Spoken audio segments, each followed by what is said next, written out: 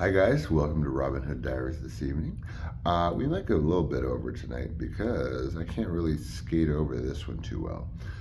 As promoted, as promised, as I always say. There's another as. It's what was it? Sex workers, something, something. Anyway, you know what it was. Something to do with sex workers. Oh, hanging out like with sex workers, summer in the summertime, something like that. Okay, so 1992. We're talking 1992. This is a summer, an entire summer-ish, give or take. And let's put ourselves in 1988 when the world like stopped for Sean. He was married, and whoosh, there it went. 1988 because of AIDS. Then his first partner dies in about a year and a half later. And then his best friend, I mean, me, my best friend. So my partner's gone. My best friend is gone that I lived with. So they're both gone. So I'm left in an apartment on Holloway, which is just down from the Sunset Strip as it goes down into like, WeHo, what we used to call Boys Town, and may still, depending on your age. So horror befell me in the end of 91. And in 92, Johnny, not Tim, Tim was my partner that passed away end of 88, and then Johnny in 91. So I'm left with the apartment that Johnny and I shared together in West Hollywood with his dog, with our dog, his dog, well, his dog. And it's like ground zero, which is not good for Sean. It's stomping ground, my old stomping ground of many. Maybe I'll do a show on how many stomping grounds of this nature there were. So this was just not a good place. I mean, my partner and my best friend had just died over a 3-year period, and there I am left, I'm left alone. My family and friends sort of give me space, like to, I don't know, allow me space to whatever mourning. Oh, that's the other thing that the promo said, in mourning. I was in mourning. Well, I was.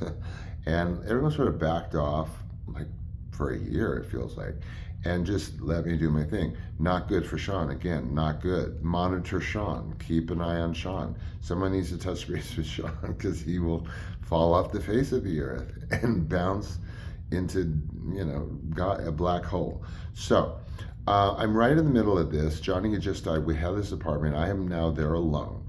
And so I just get into a really weird alone space. Like, like if you spend way too much time alone, like, I don't know, you're sick or you're depressed or whatever, the world sort of swirls into some different world, or at least your perception of, like, I don't know, day to day living, slice of life. And it gets sort of warped the more alone you are. And this is what happened within the year after Johnny's death, is I got in this warped state that was very alone, and I fell into old habits. But this is not something this summer that I necessarily did before. But I was a creature of the night. I knew LA. I could recite LA, every part of it, backwards and forwards to you, from Pomona to Malibu. And I fell into this space after Johnny. I mean, I'm okay. So he leaves me. He leaves me. Poor sweetheart. You didn't leave me. Um, I'm left in our apartment after he passes away. First my partner, then Johnny. And I'm like left weeping at the door, with his dog, our apartment, whatever, blah, blah, blah. So it's our apartment, and it's like ground zero, like I said. And so I fall into this warped kind of mode, like I said.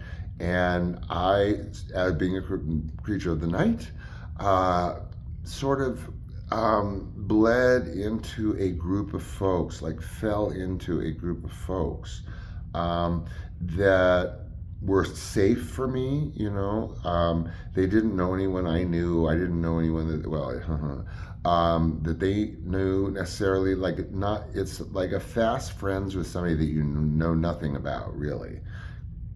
I don't know how to describe how I fell from this warped space into this nightlife. It never, well, yeah, it was in the, it was mostly at night because this was the nature of their work. So this summer, following the death of my partner and my best friend, I fell into this warp space, and I didn't cruise, but I just went out into the night. I did that at 15, and I was doing that. I had done it before. And I fall in with a crowd that I love dearly, and they were sex workers, what I call slaughtered princes, like in my book.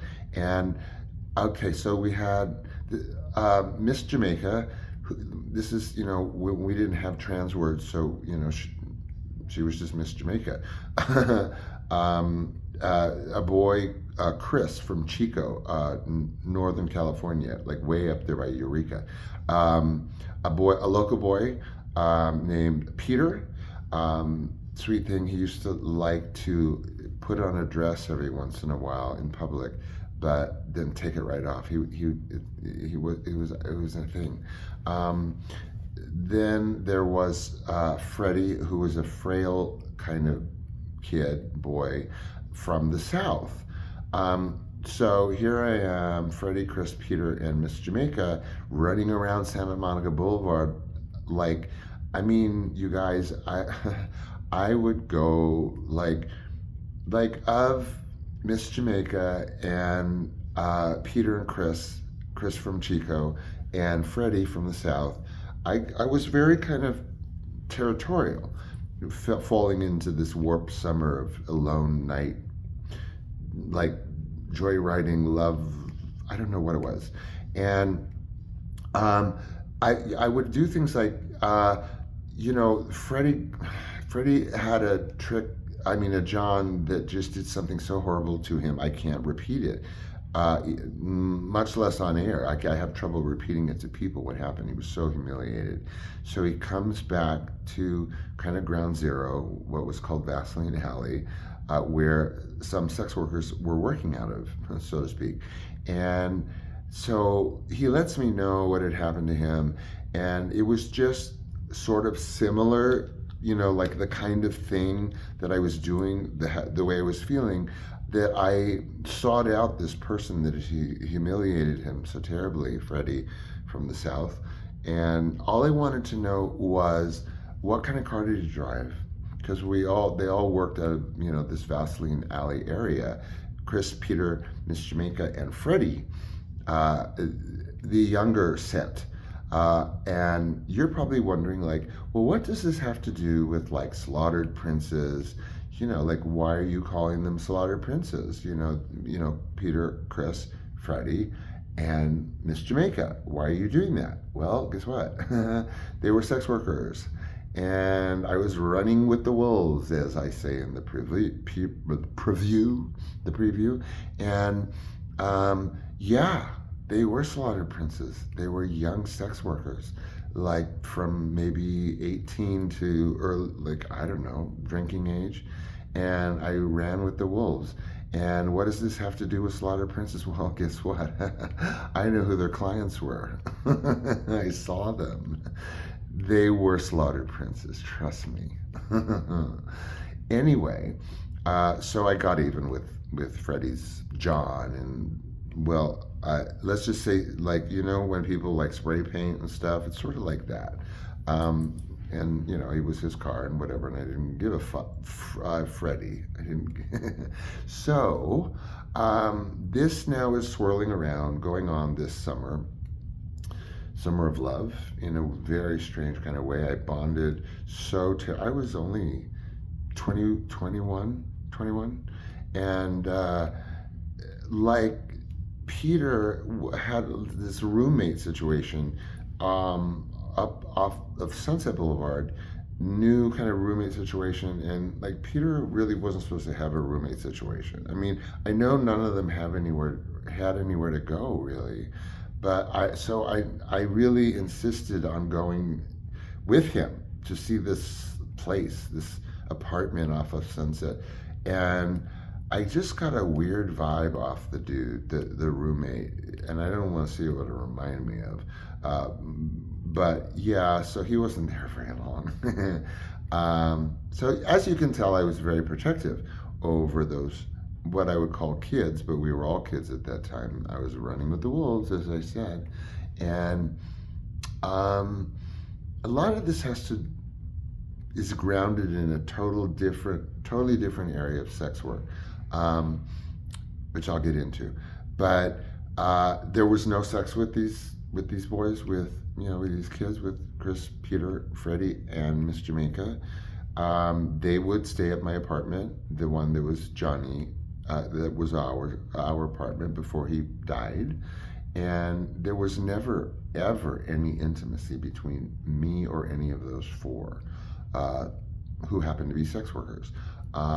We were just young kids, and I had a place because I was alone because my partner just died. Blah blah blah. So it just made sense. So yeah, they would sleep in my living room. Yeah, they would sleep in my bed. Nothing ever happened. My hand, I swear to God, you guys, nothing. Not a sidelong glance, not a flirtation, nothing. We just hung out. And it's not, we didn't even hang out in my place. It was all, let's hang out. Like, let's drive down Santa Monica Boulevard by Carl's Jr. and scream. Um, and go to the places where they worked. And I would be there when they had to go with clients and come back with clients and go with clients and come back with clients. And I was always there with a place to stay and somebody to vandalize if you wronged my friends. No, I'm just kidding. I would never do that to someone like that guy that drove the car that humiliated Freddie in Laurel Canyon off of Mulholland. But anyway, man, I hope you're not with us anymore.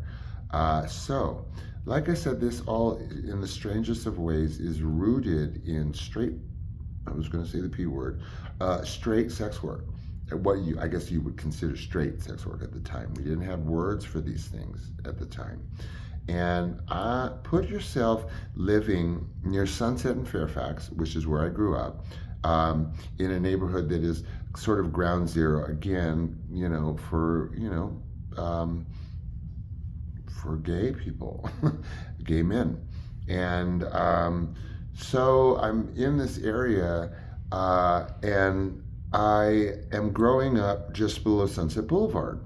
And my street was the beginning of what you would consider where a lot of sex works, like, Sunset Boulevard, that's where it started, at Fairfax.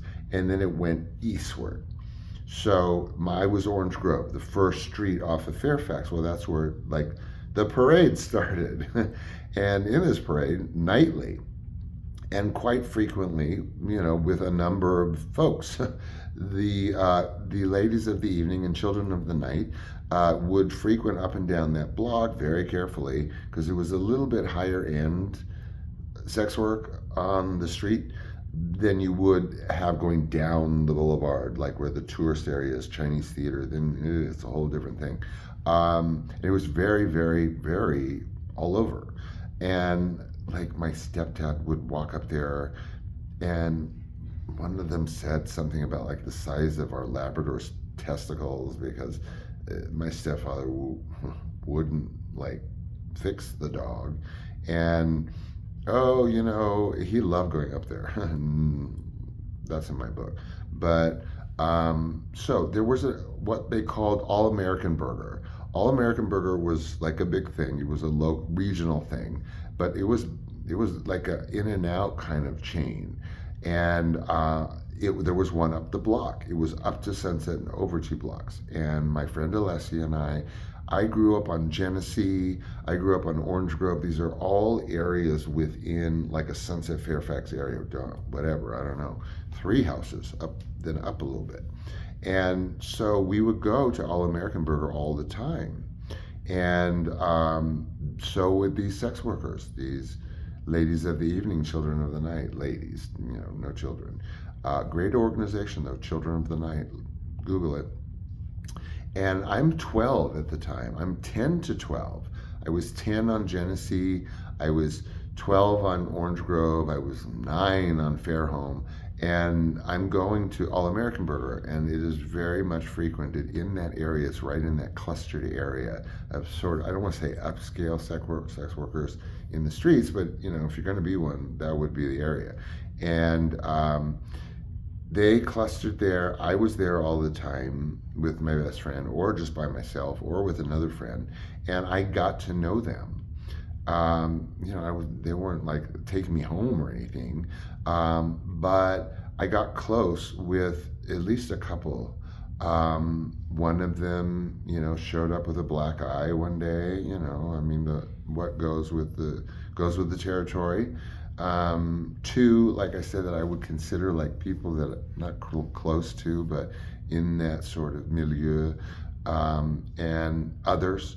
And I was very impressionable from 10 to 12. This was 1978 in Los Angeles. Yay, 1978, best year of my life.